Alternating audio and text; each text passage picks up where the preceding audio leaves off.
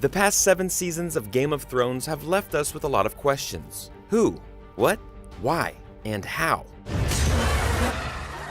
Seriously though, there are only 6 episodes left in the entire series, and we have a whole lot of questions that need to be answered before the Iron Throne gets its new occupant. Number 1, what will Gendry's ultimate importance be? Gendry Baratheon, well technically Gendry Waters, the surname given to bastards of the Crownlands, has played a bigger role in the show than in the book so far. Sure, he's a bastard, but he's also the last living Baratheon heir. He's also a skilled blacksmith, fighter, and apparently ultra-marathon runner. I'm a running man, I'm a running just as fast as I can. An impressive skill set for sure, but what role will he play in the war for the Iron Throne? We know that the key to defeating the Night King and his army lies in Valyrian steel and dragonglass, so could Gendry be the smith who knows the lost art of creating weapons with both? Number 2, how will Jon and Daenerys react to the truth about his parentage? For a long time, Jon and Daenerys hooking up was just a book reader's fantasy, that is, until it actually happened on the show last season. So the question is, how will they A, find out that they're related, and B, both react to the news that they're doing the dirty with a direct relative?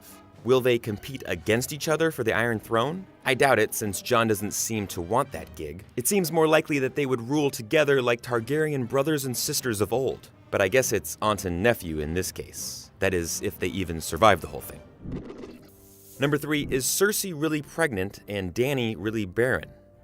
Last season, Cersei made it pretty clear in conversations with both Jaime and Tyrion that she was expecting a child. She seemed genuine about it at the time, but then again, can we ever really trust Cersei? She's extremely manipulative, and this could all be a ploy to tug at her brother's heartstrings. Also, that's a hell of a lot of wine for a pregnant woman to be drinking. Just saying. On the flip side, it's been long assumed that Dany is unable to have children following her miscarriage in Season 1 and what we've learned in the books. But last season, multiple characters raised the question of succession. Were these hints? Jon even suggested to Dany that the witch Mira Maz-Dur may have been lying when she declared Dany infertile. With the release of A Dance with Dragons back in 2011, readers developed multiple theories that the Mother of Dragons might eventually be able to bear children. And given how Season 7 ended, Jon and Dany are certainly putting that theory to the test. Number 4, will we finally get Clegane Bowl? The showdown between the Hound and the Mountain has been a long time coming. In the books, theories about Clegane Bowl run wild, even though the Hound seems to have retired to a quiet life in the Riverlands. But in the show at least, we saw the pair briefly spar way back in Season 1. In the Season 7 finale, they finally reunited in a tense stare-down. What do they do to you? Doesn't matter. That's not how it ends for you, brother. You know who's coming for you. You've always known. Who do you think blinked first? Even if the Mountain is more zombie than man at this point, his brother is planning for some big-time revenge. Get hype. Number 5, what was the point of Quaithe? Remember this woman? No? Well, don't worry, it was way back in Season 2. Quaithe was the mysterious woman Jorah encountered back in Qarth. The masked figure appeared just a couple times to pass along some cryptic warnings, and then she disappeared completely. In the books, she plays a much bigger role throughout Dany's journey. She directs, helps, and motivates Dany in times of peril. It seems Quaithe understands the importance of Dany's dragons and keeping them in her control. But exactly why is she so helpful? Hopefully the show will take the opportunity to explain. Number 6, will Arya ever finish her murder list? Arya's been keeping a list of every douchebag she wants to kill since the early days. She got the idea back in Season 2 after speaking with Yoren, a brother of the Night's Watch. It got to the point where I would say his name every night before I went to bed. Willem, Willem, Willem. A prayer, almost. Even now, with her considerable skills as an assassin, she isn't done. Last season, she acknowledged the list more than once, which suggests it's one plot point that will eventually find resolution. The biggest name remaining on that list? That has to be Cersei. I thought you might go to King's Landing. So did I. Why would you go back there? Cersei's on her list of names. The only problem is a whole lot of people want her dead as well. Arya will undoubtedly have a whole lot of competition for that honor. Number 7, will the Valonqar prophecy come true? Speaking of killing Cersei, here's another book theory. Jaime will ultimately murder his sister lover. This relates back to Cersei's flashback during Season 5. in which a witch told her she'd marry the king and her children would wear golden crowns but ultimately die. In the same scene in the books, the witch also told Cersei that she'd be killed by the Valonqar, which is High Valyrian for little brother. This fear contributed to her lifelong hatred of Tyrion, but technically her twin Jaime is younger than her too. We definitely need someone to end Cersei's reign of terror, and as hard as it might be for him, Jaime might be the one to do it.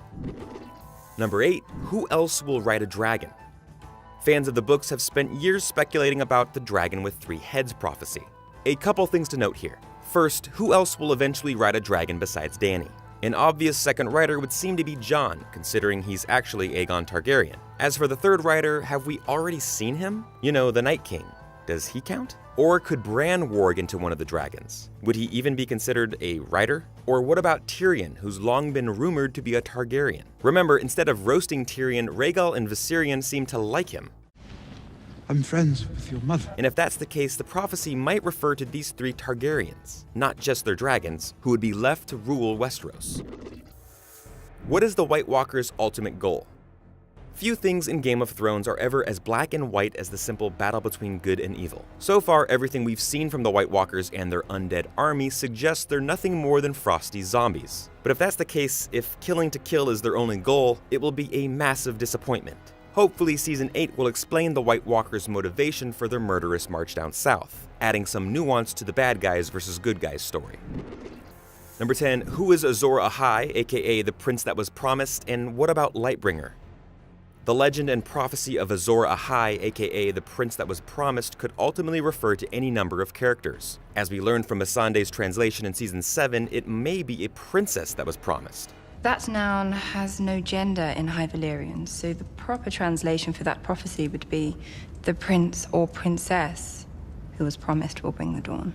Doesn't really roll off the tongue, does it? Given how the show likes to subvert the usual fantasy tropes, it's unlikely any one character will ultimately rise up as the hero. However, the final season will likely spark an eternal debate about who ultimately fulfilled the prophecy best. That is, if the conclusion is anything like what George likely had planned for the books.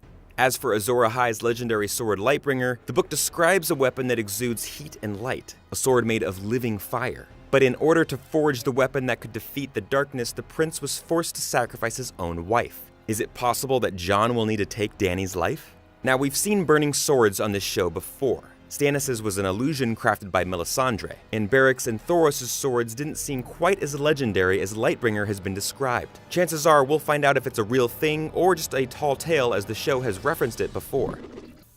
What is the link between Bran and the Night King? When Bran and the Night King made contact back in Season 6, all hell broke loose. There clearly seems to be some sort of link between the two. Fans have even speculated that Bran somehow becomes the Night King. This is primarily because not only have we seen Bran travel back in time, but we've also seen him change it. In addition, they both seem like the only ones with significant green-seeing abilities. Whatever their relationship is, the question will have to be answered in the final season. Number 12, who will end up on the Iron Throne? You knew we were going to end on this one, right? Given that this is the ultimate question and one of the biggest motivations of the entire series, we have no doubt Season 8 will give us an answer, even if the Night King gets his way and there's no one left alive to sit on that throne. Be sure to subscribe to Universe so you don't miss this season of GameSpot of Thrones, where we will break down every single episode of Season 8. If you're looking for more questions that we have, check out Mike Rougeau's 27 questions Season 8 needs to answer over on GameSpot.com. And let us know what questions you want answered in the comments below. Thanks for watching, and we'll see you soon.